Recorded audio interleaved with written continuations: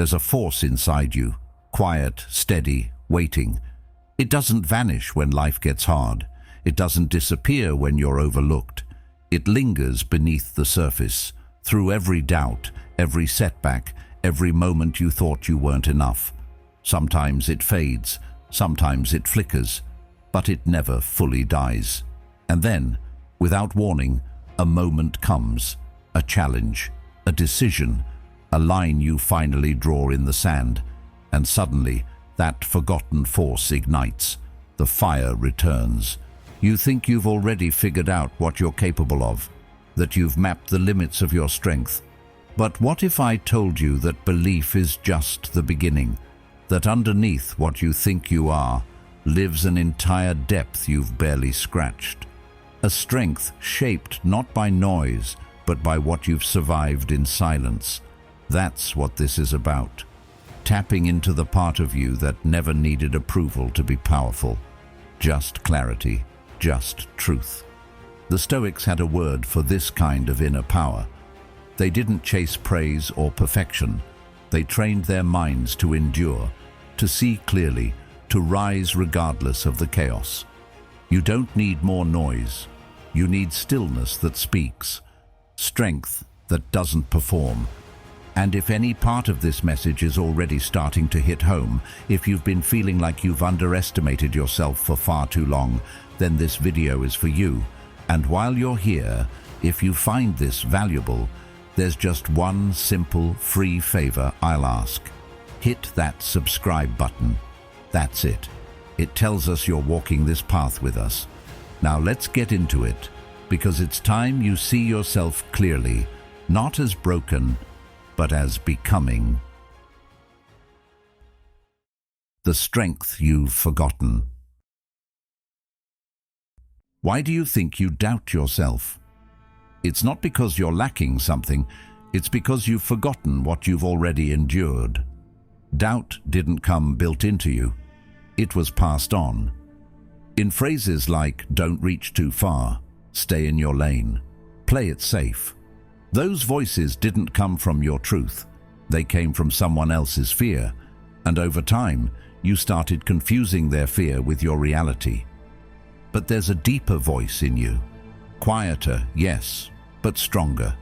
The one that speaks up when the noise dies down. The one that says, this can't be all there is. I was made for more. That voice is you, before the world told you who to be. Carl Jung called it the journey to individuation, becoming the person you were meant to be, not the person others trained you to become. And part of that journey is remembering the long nights you got through without falling apart, the mornings you got up when no one would have blamed you for staying down, the decisions you made to keep going, not for applause, but because something inside you refused to quit.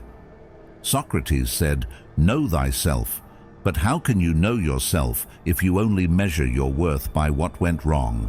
Start with what you survived. That wasn't luck, that was strength, that was will, that was you. And if you've made it this far carrying doubt, what do you think will happen when you start carrying belief instead? The fire you thought was gone. You felt it before, that sense of being untouchable, not because everything was perfect, but because for a moment you remembered who you were. It may have been years ago or just last week. Maybe it came in the middle of chaos or in the quiet after a hard choice. But it was real. That spark, that certainty. It wasn't a dream. It was a glimpse of the strength you carry. And no, it's not gone. It didn't vanish the moment you failed or the moment someone else made you feel small. It got buried beneath criticism that wasn't yours to carry, beneath the weight of opinions, missed chances, and the slow erosion of confidence by the world's expectations. But fire doesn't die because it's ignored. It stays, smoldering, waiting for you to remember how to breathe life into it again. You didn't lose your fire, you just stopped feeding it. You forgot that belief isn't something you wait for, it's something you build. one honest word at a time, one quiet act of courage when no one's watching. Plato said, "The soul takes nothing with her to the next world but her education and her habits." What if your habits aren't the problem, but the forgetting is? What if the part of you that once felt powerful never disappeared? It just grew quiet, waiting for your attention. The moment you choose belief over hesitation, just once, the spark flares back, and it doesn't need to shout. Real confidence never does. It speaks in stillness. It moves with purpose. It returns with clarity, not noise. So breathe.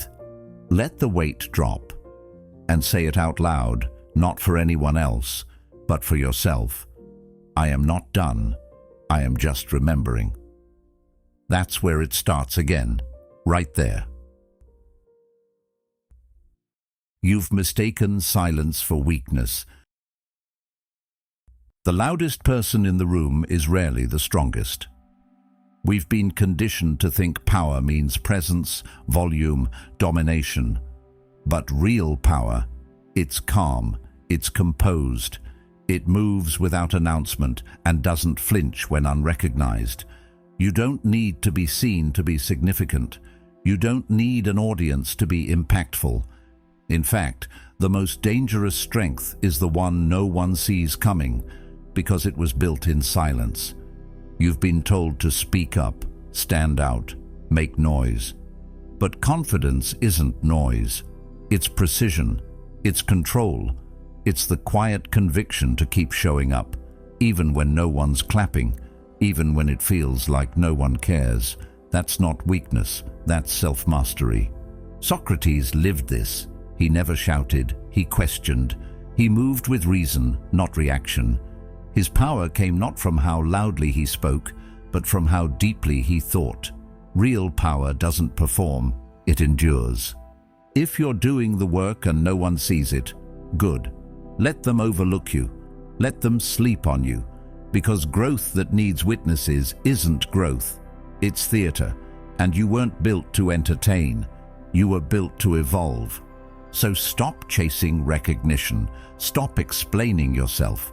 Let your efforts speak in time. Let your results do the talking. And let your ego rest. It doesn't need a round of applause. It only needs truth. Keep going quietly, because the world always hears what's undeniable, even when it arrives without a sound. The lie of I'm not ready. How many times have you told yourself, I'll try when I'm ready? That sentence feels safe, doesn't it? Feels smart, feels like patience. But the truth is, it's just fear in disguise, fear pretending to be logic. Because readiness isn't something that arrives at your doorstep one day with a note saying, it's time. It's something you create by stepping forward before you feel prepared. It's built in motion, not in stillness. Everyone you admire, every leader, every artist, every builder of something meaningful, they didn't wait for confidence to show up. They acted without it. They began while afraid, and that's exactly why they grew. Plato said, courage is knowing what not to fear. And the truth is, you should never fear starting before you feel complete. That's where courage lives, in the doing, not the planning. Fear will try to keep you still. It will sound convincing, reasonable, even wise. It will say, you're not ready yet. But listen closer, and you'll realize that voice isn't trying to protect you, it's trying to delay you. And while fear stalls, your future waits. Your future self, the one who knows your strength, has already stepped forward. They're just waiting for you to catch up. So if you feel nervous, uncertain, uncomfortable, good.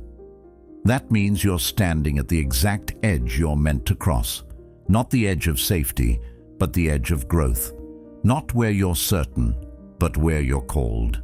You don't earn your worth and then act. You act, and through that, you prove your worth to yourself. Not by being fearless, but by doing it anyway.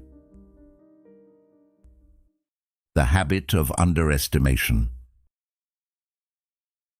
Every time you say, "I can't," your body listens. Your nervous system doesn't know you're venting. It takes you seriously. And with every repetition, that sentence becomes more than just a thought. It becomes a script. A silent instruction manual your brain starts to follow. Not because it's true, but because you've said it enough times for your mind to start treating it like fact. Doubt, when left unchecked, becomes a loop, and loops become habits. But here's the thing, your thoughts aren't final. They're not laws, they're suggestions, and you have the power to accept or reject them. Carl Jung once said, "Until you make the unconscious conscious, it will direct your life, and you will call it fate." Most of the limits you've accepted weren't even yours to begin with. So what happens if you stop letting every thought go unchallenged? What if, instead of nodding along to your inner critic, you stopped and asked, "Wait, who taught me that? Was it a parent who never felt good enough themselves? A teacher who underestimated you? Or maybe it's just the exhausted version of you, overwhelmed, stretched thin, mistaking fatigue for failure. You are not your thoughts. You are the one who notices them, and that makes you the one in charge. Your mind is not a courtroom ruled by fear. It's a workspace, and like any workspace, it needs cleaning. It needs structure. It needs someone in charge who can say, "This doesn't belong here anymore." You don't have to believe everything you think. You just have to start noticing which thoughts are building you and which ones are breaking you. Your strength begins the moment you become the editor, not the echo. Why you compare. You scroll, you stare. Someone's winning, someone's glowing, someone's 10 steps ahead, or so it seems. And before you can even catch the thought, you shrink. Not because you aren't doing enough, but because you're comparing your raw, unfiltered process to someone else's curated highlight reel. You're stacking their best day against your most vulnerable one and calling it fair. But it's not fair. It's not even real. What you're seeing is the surface. What you're feeling is the weight of invisible pressure, the kind that says, if you're not seen, you're not succeeding. But comparison isn't a tool. It's a thief. It doesn't motivate. It drains. It steals your clarity, your confidence, your joy, and trades it all for quiet shame. The Stoics saw this clearly.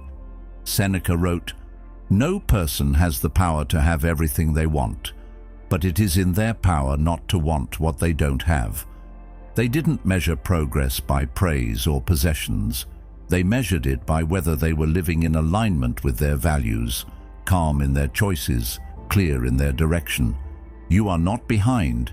You are just walking a different road. One that isn't supposed to look like theirs, and maybe that road is slower. Maybe it's messier, but it's yours. And that makes it sacred. So stop scanning the horizon for signs that you're falling short. You're not in their race. You never were. You are here to outgrow the version of you that no longer fits. That's the only competition that matters. And in that race, you're already moving, already becoming, already ahead. Resilience isn't born, it's built. What you think you need right now isn't another motivational push, it's memory. Not inspiration, but recollection. You don't need someone to tell you you're capable. You need to remember all the proof that already exists in your own story. Remember the nights you didn't sleep, but still got up and faced the day. The conversations you feared but had anyway. The days you moved forward with no spotlight, no praise, no one even noticing. But you did it. You've already done hard things. You've already endured what should have broken you. And you didn't just survive, you grew. That's your real resume. That's where your strength was shaped, not in success, but in persistence. Resilience isn't a superpower handed to a lucky few. It's a daily choice, a quiet, relentless decision to show up, tired, afraid, uncertain, and do the next right thing anyway. You don't build strength in perfect conditions. You build it in the tension, in the mess, in the days when giving up would have been easier. Plato said, "The first and best victory is to conquer self." And you've done that more times than you realize. Your confidence isn't born in moments of applause. It's built in those silent battles, the ones you've already won. So if you feel weak right now, don't reach for motivation. Reach for memory. You've been here before, and you already know how to rise. Mastery of the mind. The mind is your battlefield and your sanctuary. Everything begins there.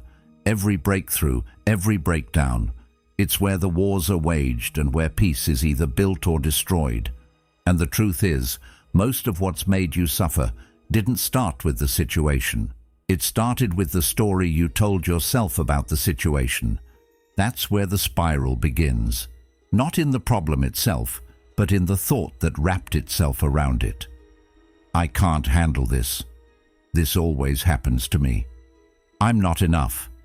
These thoughts don't just hurt, they direct. And when left unchecked, they shape the world you live in, even if that world exists only in your mind. But you are not powerless in that space. You can reclaim the gate. You can become the one who chooses what enters and what gets thrown out. That starts with stillness, with slowing down enough to notice what's been on repeat in the background. Socrates once said, "The unexamined life is not worth living." But what about the unexamined mind? Audit your thoughts like you'd audit your finances, ruthlessly and regularly. Challenge the ones that make you feel small. Replace them with ones rooted in truth, not fear. Journal honestly, not to impress, but to understand. And stop speaking about yourself like you're fragile. You're not. Don't just feed your mind with inspiration. Train it with discipline. A trained mind isn't one that avoids discomfort. It's one that meets it with clarity. It sees chaos and stays still. It hears noise and speaks with restraint. It doesn't react. It responds. Detachment is power. You've been taught to measure your worth by outcomes. The job offer, the relationship, the results. Whether they say yes, whether the plan works, whether the world gives you a gold star for your effort. And when it doesn't, you question everything, yourself most of all. But the Stoics didn't live that way. They didn't chase validation, they chased alignment. Epictetus said, "Make the best use of what is in your power and take the rest as it happens." To them, real power wasn't in the result. It was in the process, in the integrity of your effort, in how you carry yourself, especially when things don't go your way. You are not your outcomes. You are how you endure when the outcome is uncertain. You are the discipline you practice when no one is watching. You are the way you hold your values, not just when they're easy, but when they're tested. Detachment isn't about not caring. It's not cold or passive. It's freedom. It's the ability to give something everything you have and still sleep at night, knowing your worth isn't hanging on the outcome. That's not weakness, that's strength. You can love fully, try fully, show up fully, and still let go. You can care deeply and hold lightly, and that balance, that's where your power lives. Courage in small movements. You don't need to leap. You don't need to flip your life upside down overnight. That's the myth, the idea that change has to be big, loud, dramatic. But real transformation, it happens in the next small, honest step. That's it. Courage isn't the stuff of movie scenes. It's not always bold declarations or running into fire. Sometimes it's opening your laptop when you'd rather hide. Sometimes it's getting out of bed with a heavy heart. Sometimes it's telling the truth when it would have been easier to stay quiet. These moments look ordinary from the outside, but inside, They're revolutionary, because every time you choose integrity over comfort, every time you act in spite of fear, you're voting for the person you're becoming. And those small acts, they compound. They shift the way you see yourself. They rewrite the story in your head from "I can't" to "I did." Aristotle said, "We are what we repeatedly do." Excellence, then, is not an act, but a habit. That applies to courage, too. It's not a one-time event. It's a rhythm, a choice made again and again in quiet corners of your day until bravery becomes your new default. So stop waiting for the breakthrough to come and knock on your door. Take the next step. Speak the next truth. Show up again. Don't wait for a breakthrough. Become one. The voice within. Who are you when no one is watching? That's the question most people avoid because it reveals everything. Not who you say you are, not who you pretend to be when the lights are on, but who you actually are when the world goes silent. That's where self-respect is built. In those quiet, unglamorous moments when you make choices no one else will ever see. It's easy to act with integrity when eyes are on you. It's easy to be disciplined when someone's holding you accountable. But real transformation doesn't happen on stages. It happens in solitude. When your actions begin to line up with your values, not for approval, not for recognition, but because it's who you are becoming. Socrates taught that the soul grows when it aligns with truth. That kind of alignment isn't about image, it's about consistency. And consistency is forged in the dark, when you show up for yourself without needing applause, when you do the right thing with no reward in sight. That's when something powerful shifts. You stop needing validation because you've already validated yourself. You stop second-guessing because your behavior is anchored in principle, not pressure. Let your character be built when no one claps, because then no amount of praise will inflate you, and no criticism will undo you. You were not made to shrink. Stop shrinking. Stop folding yourself to fit into spaces that were never built for your full presence. Stop apologizing for wanting more, for dreaming bigger, for speaking clearly, for taking up space without permission. Your ambition isn't arrogance. Your desire to grow isn't something to be ashamed of. Somewhere along the way, humility got confused with hiding. But true humility isn't about making yourself small so others feel comfortable. It's about knowing your worth without needing to announce it. It's about standing tall in your values while staying rooted in your humanity. Courage doesn't have to be loud. You don't have to shout to be heard. You just have to speak truthfully. You don't have to soften your strength to make others feel safe. You just have to stop suppressing your light to avoid discomfort. You were not made to shrink. You were made to contribute, to bring clarity into chaos, to carry strength with grace, to live in alignment with what matters, even when no one's clapping. Marcus Aurelius said, "Waste no more time arguing what a good man should be. Be one." That's your role, not to prove your value, but to embody it. So let your actions be firm. Let your energy be calm. Let your presence speak before your words ever do. You don't need to be celebrated to be significant. You just need to stop pretending you're not. Fear is not your enemy. Fear is not the enemy. It never was. The real issue is how you relate to it, how quickly you obey it, how silently you let it steer. Fear only takes over when it slips by unnoticed, when you accept it as truth instead of what it really is, a signal, not a sentence. So slow down, question it. Ask yourself directly, what am I actually afraid of? Is it being judged, failing publicly, having to start from scratch? Good. That means you're leaning into something real. Those fears are arrows. They point to the edge of your growth. And growth never happens in comfort zones. It happens on the ledge. Carl Jung said, "Where your fear is, there is your task." That fear isn't a wall, it's a door. The only way to move forward isn't to eliminate it, but to understand it. To walk alongside it without letting it dictate the route. Fear doesn't need to disappear before you act. You just need to stop letting it walk ahead of you. Take the lead. Let fear keep pace, but never hold the map. Because your next chapter doesn't start when you feel fearless. It starts when you move anyway. Discipline is the root of freedom.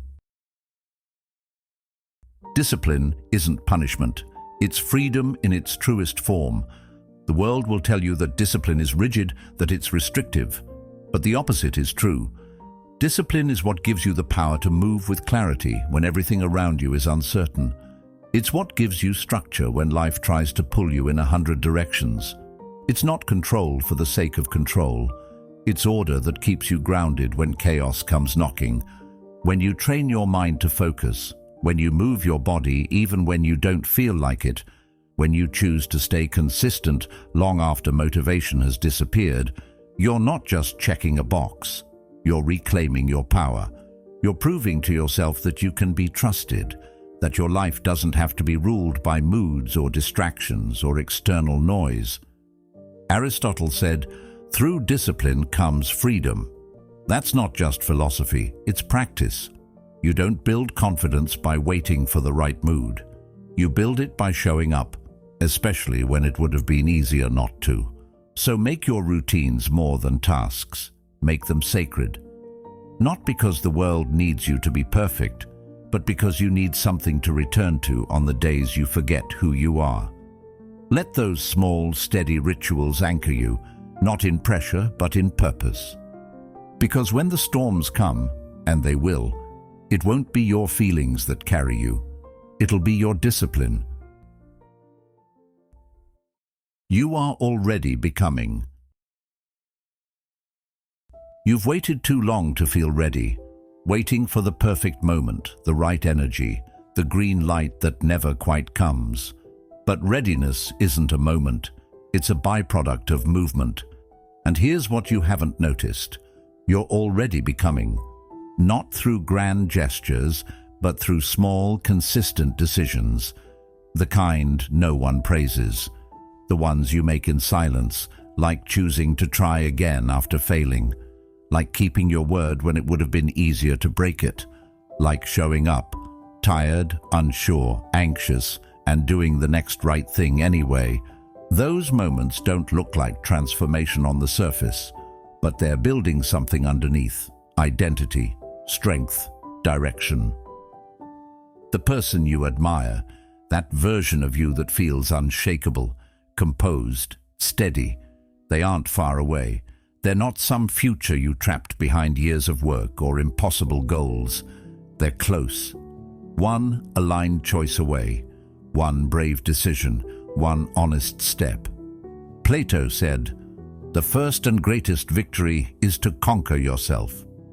And every quiet decision you've made to act in alignment with your values, that's a step toward that victory. So stop thinking it all begins later. It already started. And the moment you stop underestimating that truth, everything shifts. You're not lost. You're just unfolding. And every quiet step you've taken has been part of that becoming, even the ones no one saw. You don't need to wait for permission or certainty. You just need to keep moving, one clear, honest step at a time. That's where your strength lives. That's where the shift begins. If this spoke to something in you, there's another video waiting for you on the screen right now, meant to keep this fire going. We'll be here when you're ready to take the next step. Until then, walk steady, think deeply, and carry your truth with you.